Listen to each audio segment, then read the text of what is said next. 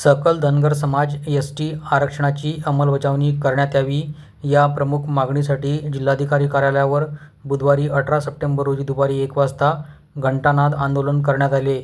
या आंदोलनात सकल धनगर जमात आरक्षण आंदोलन समितीचे पदाधिकारी व कार्यकर्ते तसेच मावळा संघटनेचे अध्यक्ष बाळासाहेब कोराटे आदी उपस्थित होते। आरक्षणाच्या मागणीसाठी पंढरपूर येथे देखील आंदोलन सुरू असून त्या आंदोलनाला पाठिंबा देण्यासाठीच हे आंदोलन अमरावती जिल्हाधिकारी कार्यालय परिसरात करण्यात येत असल्याचे यावेळी सांगण्यात आले। मी बाळासाहेब कोराटे, अध्यक्ष मावळा संघटना महाराष्ट्र राज्य, अमरावतीमध्ये वास्तव्य माझं आहे।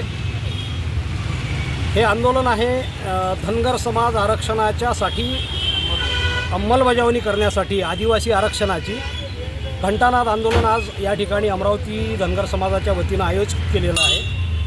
आमचं आंदोलन पंढरपूरला गेल्या 10 दिवसापासून सुरू आहे। आमरण उपोषण 6 योद्धे पंढरपूरला आंदोलनाला बसलेले आहे। सरकारने काही आश्वासनं यापूर्वीप्रमाणेच आतासुद्धा दिलेली आहेत आणि आंदोलकांची दिशाभूल करण्याचा प्रयत्न महाराष्ट्र सरकार सातत्यानं मागच्यानं जसं केलं तसंच आपण पुढं चालवायचं म्हणून करतायत।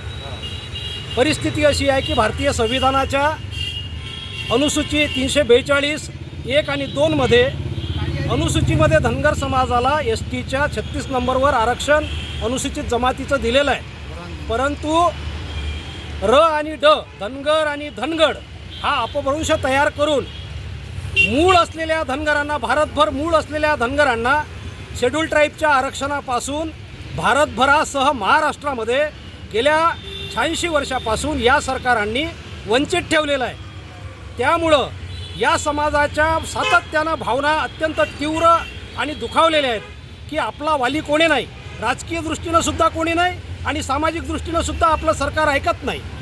सरकार आता पगारी आहे। आमच्या खिशातून सुद्धा, धनगरांच्या खिशातून, मेंढपाळांच्या खिशातून पगार जातो आणि म्हणून मग जबाबदारी शासनाची अशी येते की त्यांनी संविधानात्मक ज्या काही बाबी आहेत त्याची पूर्तता धनगरांसह विविध जाती ज्या जमाती आहेत त्या वंचित आहेत त्यांच्यासाठीची प्रक्रिया या सरकारांनी केली पाहिजे। परंतु सरकार करत नाही आणि दिशाभूल करते आणि दिशाभूल करणारे कायदे करते आणि मग ते कोर्टात टिकत नाहीत। आणि म्हणून मग शासनाला अमरावती जिल्ह्याच्या वतीनं पंढरपूर आरक्षणाला पाठिंबा देत असताना हे घंटानाद आंदोलन सरकारचे कान आणि डोळे इकडे नजर वळावी आणि कान उघडे व्हावे यासाठी हे आंदोलन आजपासून घंटानाद सुरू झालेलं आहे। आज हा एका दिवसाचा घंटानाद आंदोलन आहे। यापुढे हे आंदोलन विदर्भाच्या गावखेड्यापर्यंत जाणार आहेत आणि ज्या ज्या दिवशी हे त्या गावांमध्ये जाईल त्या दिवशी त्या ठिकाणचे पशु आणि मेंढपाळ कुणीही कामाला जाणार नाही, त्या आंदोलनामध्ये सहभागी होतील आणि सरकारकडे आपलं मागणं नोंदवतील। ही बाब प्रत्येक तालुक्यापर्यंत आणि गावखेड्यापर्यंत जाणार आहे। हेच आव्हान करण्यासाठी, समाजाला आव्हान करण्यासाठी आणि सरकारला आव्हान देण्यासाठी मावळा संघटना आणि सकल धनगर जमात यांच्या वतीनं हे आंदोलन आजपासून सुरू झालेलं आहे। हा घंटानाद